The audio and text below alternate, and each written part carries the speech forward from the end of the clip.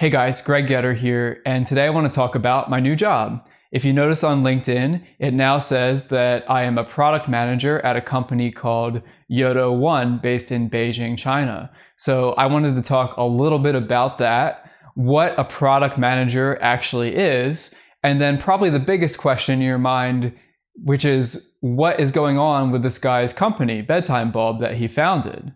So all of that is going to be answered in this video. So first I want to talk about motivation. And if you looked at my LinkedIn, you would see that most of my past roles over the past 10 or so years have had something to do with lighting, whether that was a researcher, starting a company, working at a company, starting another company, a lot of things having to do with lighting. And even my degree, which is electrical engineering, you see quite a fair number of people coming into the lighting industry that have electrical engineering degrees. So it seems pretty appropriate. However, I don't actually consider myself a lighting person. I actually consider myself more of a tech person.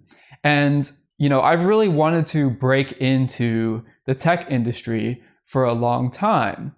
And the career path that I've kind of fallen into at this point, even though it has a lot to do with lighting, actually, the roles and responsibility are somewhat technical, but also a lot more entrepreneurial. So what I actually want to do is build tech products. Now, the company that I'm working for is called Yodo One, and if you look at their main profile, it says they're based in China.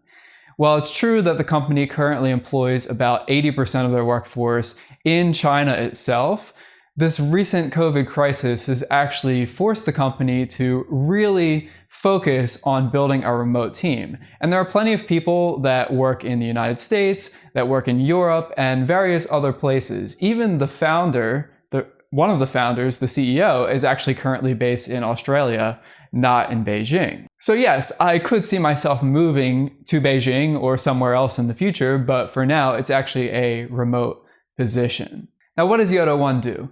Yodo One is a gaming monetization company. So what they're trying to do is help game developers make more money. And by helping game developers make more money, they make money in turn. And they provide game developers with the tools to make this easy.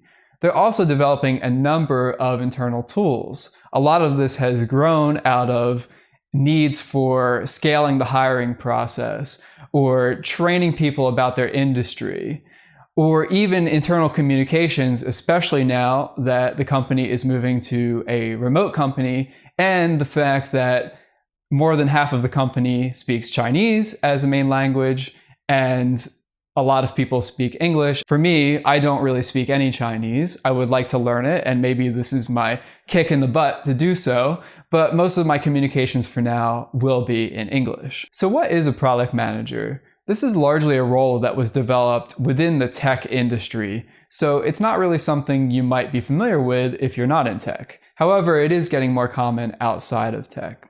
The way I like to think of this role is that you are the CEO of a product. So in a small organization, the CEO might be overseeing many aspects of the day-to-day business. But as you scale your business, it's not really scalable for the CEO to be directly involved in the day-to-day of every specific product. So as you develop new business units, new teams, new product lines, you actually have to start delegating. So the product manager is directly responsible for the success a specific product line, be it external facing, where it's an actual product or service somebody would buy, or it's internal, something you're developing for the team itself. Now, there's two ways a product manager can operate within the org structure of an organization. The first is where you are reporting directly to someone high up. In my case, I'm actually reporting to the chief revenue officer. And then below you, you would have a bunch of direct reports. The other way of doing it is that you kind of sit between teams and you don't necessarily have any direct reports, but you are responsible for the product roadmap for making sure that things happen, because you're typically working with subject matter experts, somebody who's an expert in a specific area, but your role is to make sure that everything's on track and that they are following a customer-focused development process, which tends not to happen in a lot of organizations. And then you end up wasting a lot of time not developing something that customers actually want. My role is a bit of a hybrid between this having direct reports under me and not having any direct reports. It's the case where I'm kind of plugging into certain teams that already have certain managers, that already have direct reports, but I'm improving the communications. I'm doing something to make a shorter term product roadmap so we can make more iterable products. So these are actually skills that I've been learning over the years as an entrepreneur and a product manager in other companies. And this is exactly the type of skill set that's super valuable in tech companies to keep everything on track. So it's a growing field of discipline. There's probably not going to be a university degree for product management anytime soon, but it's still very important. So the big question in your mind, if you know me, is probably, well, what happened to Bedtime Bulb? Are they going out of business? And the answer is no. And it's quite the opposite. This is actually an opportunity for me to grow Bedtime Bulb's business. And I'm going to explain why. The first thing you need to understand about Bedtime Bulb's business is there's kind of two facets to it. One is the day-to-day, making sure everything's running, making sure we're putting out ad campaigns. And the other is product development for the future. With the day-to-day, I actually have people working under me. And over time, I'm giving them more and more direct responsibility so that I have to intervene less. A lot of it comes down to a meeting here and there, which is all done remotely, or sometimes I will review the work and then provide direct feedback. The other side of it is product development. And our product development right now is being handled by another engineer who's more competent at me at electrical engineering. And we have some joint ventures that are going into place, which will hopefully be announced later this year. So what this boils down to is that most weeks I really don't spend that much time working on Bedtime Bulb, even though we're the most successful sleep light bulb, at least in the US. I end up spending about 5 to 10 hours a week on Bedtime Bulb for most weeks, and I think that this new job is actually a push for me to delegate even more. So basically you come to a point where it's like, okay, my role is to contribute ideas to the business, but also to delegate responsibility to people who are better at marketing, graphic design, electrical engineering, all of these things that I can delegate. All of these things I can delegate, and then I can stay a bit more high level.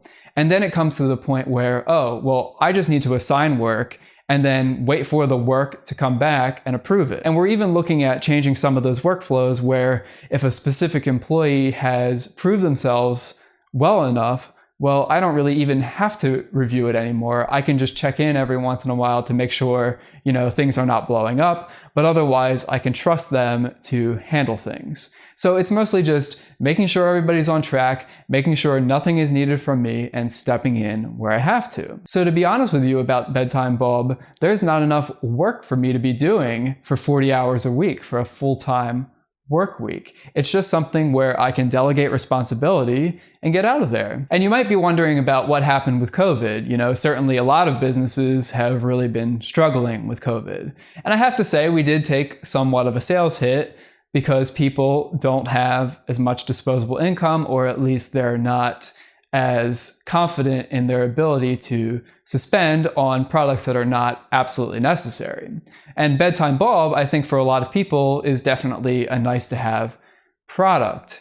But I really look at this business as an infinite game company. There's a book I think you should definitely read by Simon Sinek. It's called The Infinite Game. And it talks about how certain businesses operate on a long-term strategy. I'm going to talk about infinite game businesses in a forthcoming video, but I want to give two examples right now. The first one would be Dyson, a vacuum cleaner company. And I think if you read into the Dyson story, you'll be really fascinated by his story, because James Dyson worked for years, I think over a decade, trying to develop this vacuum cleaner, and he was massively in debt.